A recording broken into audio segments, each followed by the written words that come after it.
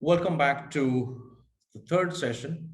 As I said, one was talking about the impact of how digitalization has kind of hit almost every business and the speed of digitalization having gone up faster in the last 12, 18, 24 months. So this session is a little bit on how has that impacted risk portfolio of companies. So, this is interesting that Sundar Pichai actually made this comment that uh, he believes the work being done is more profound than fire or electricity on AI. So, uh, and it is, they're trying to use it to actually help solve world problems. So, I'm not trying to in any way suggest that artificial intelligence is meant to replace human beings. I think that's a debatable topic. I actually am from a school of belief which says AI should equip better decisioning again. AI will eliminate a ton of stuff that's massive computing, trends, pattern analysis, and it should only make for a better world in terms of solving problems. It will require individuals to upskill themselves to be able to live in the world of AI and digital, and that I think is a no-brainer. I don't think anyone can choose to now say that, you know what, I don't want to figure out what's digital. I don't want to figure out data. I want to figure out AI. I think that's not a choice. But that is the biggest risk. There is, you know, take a few minutes to look at this. Your job is digital transformation. It's not just about disruptive technology. We need a whole new way of thinking across the entire organization. This is one of our top priorities, and we're counting on you. And look at who's meant to do it. The summer intern. That is one of the bigger challenges around this whole thing of digital transformation. Companies know that to stay competitive, relevant, you have to adopt digital transformation or optimize digital transformation. But often, are they investing the right level of senior resources? Questionable, debatable, worth thinking. And these literally are the stages of sort of resistance that organizations go through as you take on something this significant, which is disrupting what you've done for 50 years, 100 years, or even longer with technology, and technology which is indeed so disruptive. First is denial. We don't need to change. Then it's like, gosh, I don't think I can stop it. Why on earth is everything changing? Then you're like, what's the least that I can do with? What's the minimum I can change? And then it's like, no chance. These guys are stupid. They don't make so much of changes. We'll never be able to change it. They'll all go back to the old stuff. Why are they trying this?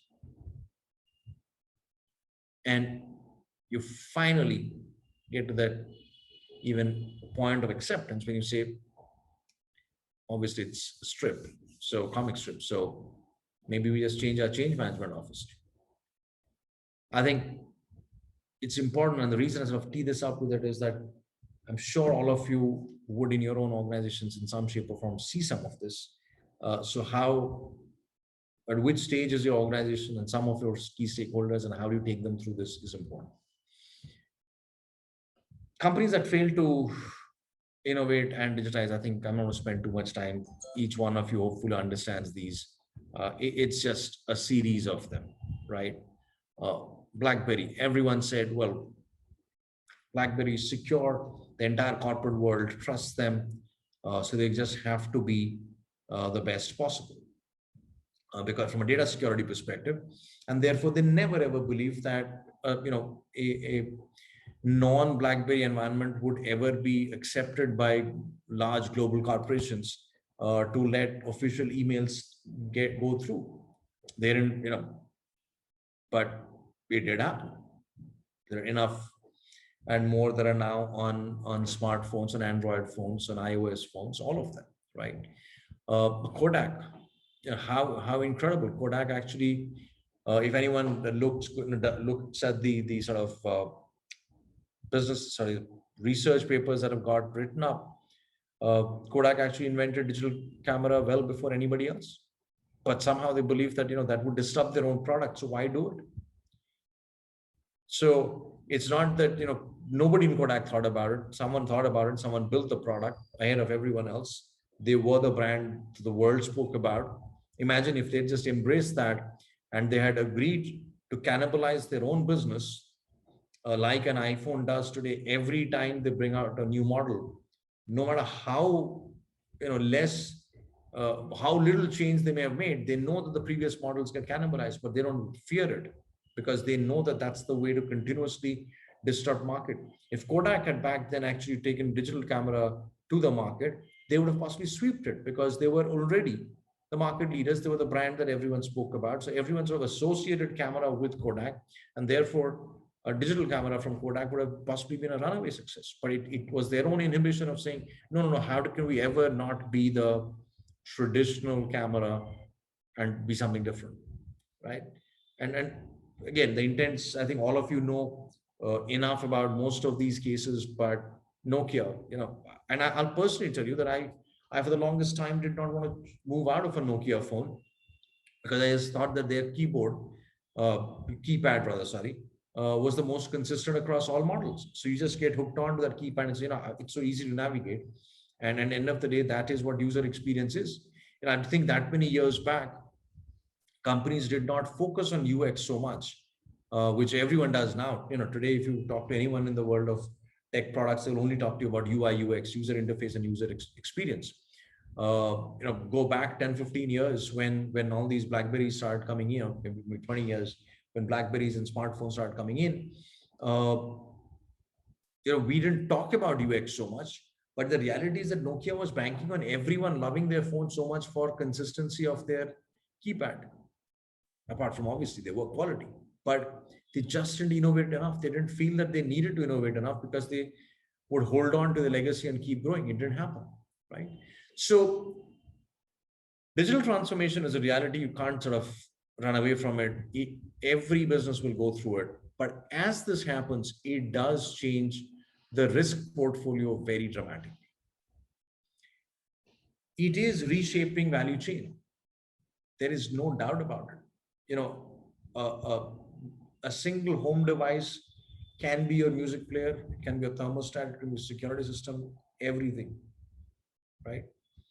Smartphones have brought down costs. It's actually, you don't have, how many people now buy a separate camera, or calculators don't exist, alarm clocks don't exist. So it's, you have one smartphone, you've sort of knocked off so many other purchases that people would do at home. So it's actually brought down costs over time.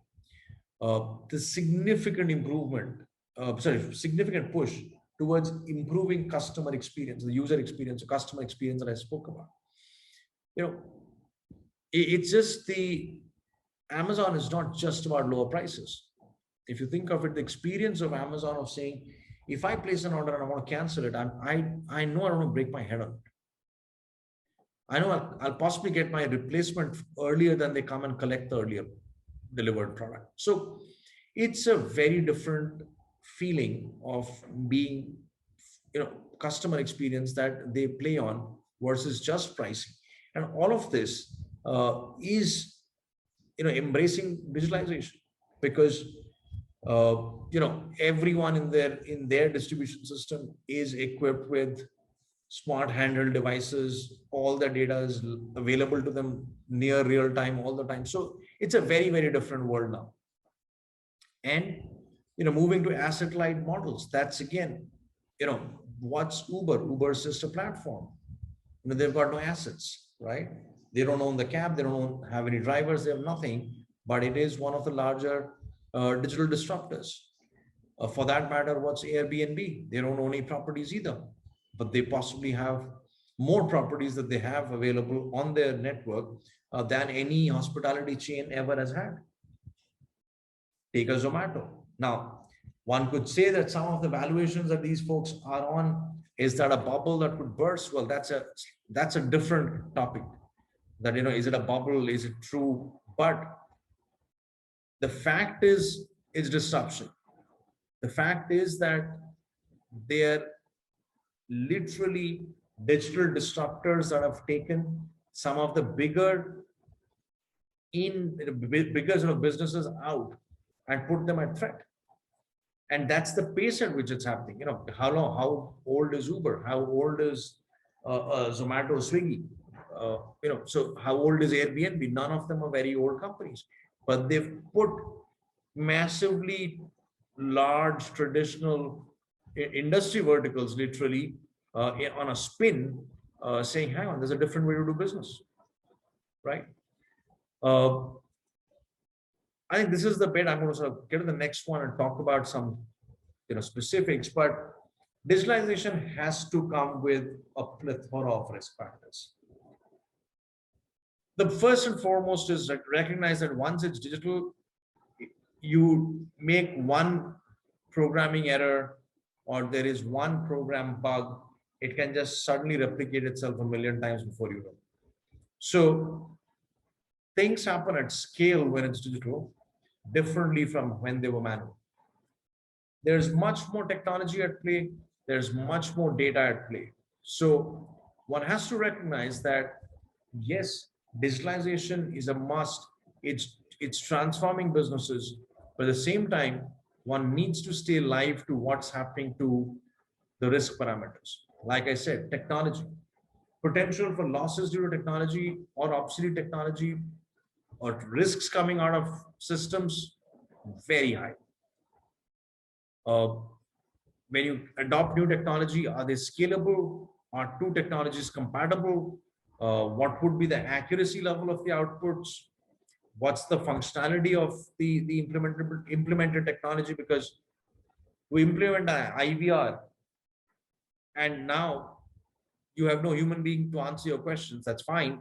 But if an IVR has got a bad technology or it's got a sort of bad implementation, it just keeps sort of putting people on hold, or it sort of gives you options that puts you on a wrong loop, badly implemented technology. And then imagine what it does to customer experience.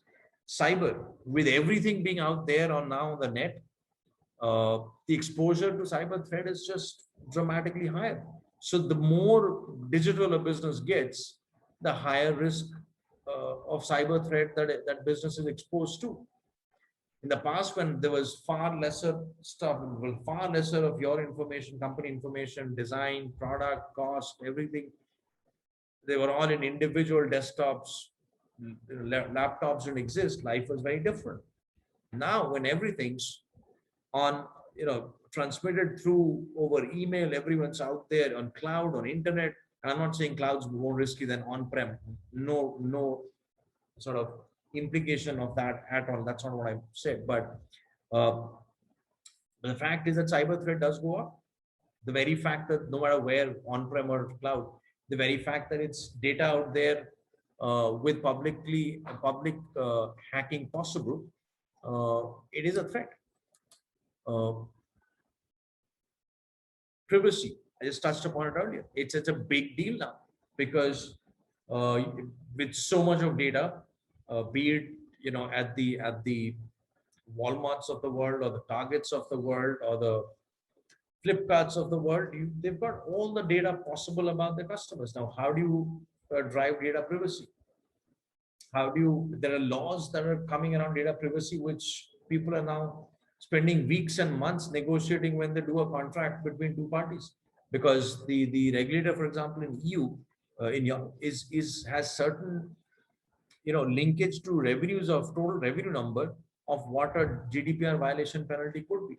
So people are petrified around that. So that's another risk of everything sort of going digital. Forensics, you could have digital enabling investigations a lot more, because now you don't need a human being to sort of sit and monitor a guy if he's being put through stressful interrogation, for example. You can just have have the person there. He's on a camera. There's digital. There are ways to monitor the individual's reaction through the course of that whole span of time, and you do stress interviews. There's so much technology being used there as well. Regulatory, there is a lot of regulatory risk that's coming in, as I said, around PI, data privacy, IPR. Uh, there is more and more risk on tech side and regulatory side than companies have ever had to deal with. You got to take into account, business continuity, IT network disaster recovery, the cyber resiliency, all of that, a lot more now, with businesses being so predominantly digitally dependent. So I start off by saying, the challenges of digital transformation, how people are resisting it, how there isn't enough focus on it, how the best of resources aren't possibly deployed for it.